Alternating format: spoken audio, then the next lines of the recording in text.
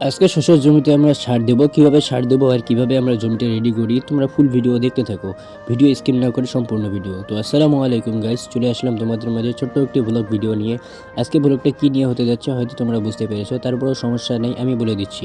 আজকে করবো আমরা শস্যের জমি রেডি। যেহেতু কয়েকদিন ব্যস্ত থাকার কারণে আমরা রেডি করতে পারি নাই, তার জন্য এখন আমরা ফিরে এসে তার জন্য আমরা এখন শস্যের জমি রেডি করব।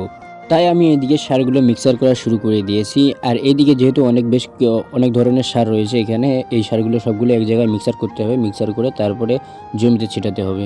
তাই আমি সব সারগুলো আগে এক জায়গায় করে নিলাম। এক জায়গায় করার পর তারপরে এগুলো আমাকে এখন মিক্সার করতে হবে। আর যদি তোমরা চিন্তা ভাবনা করে থাকো যে আমরা একটু শসা কাটতে চাচ্ছি, কিন্তু সেখানে কীভাবে কী পদ্ধতিতে কাটবো সেটা আমরা জানি না, তো আজকের ভিডিওতে আমি বলে দেবো, অসুবিধা নেই। সর্বপ্রথম তোমরা দোকানে যাবে, দোকানে গিয়ে যদি বলো যে শসা বাড়িতে সার দিতে হবে জমিতে, কী কী দিতে হবে তা তখনই দিয়ে দেবে। টাকা দিলে দোকানদার সব কিছুই দিয়ে দেবে, অসুবিধা নাই। আর এখানে যেহেতু সব সারগুলো দেওয়া হয়ে গেছে, রাসায়নিকগুলো সবগুলোই এখানে দেওয়া হয়েছে, তারপর হালকা একটু বীজ দিয়ে দিলাম।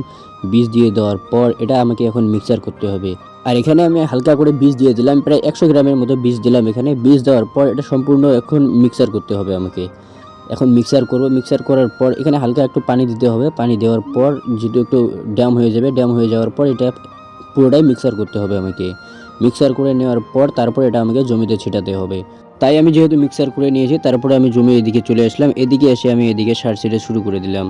এইরকম ভিডিও পেতে চ্যানেলটি সাবস্ক্রাইব করে পাশে থাকো সবার আগে দেখার জন্য।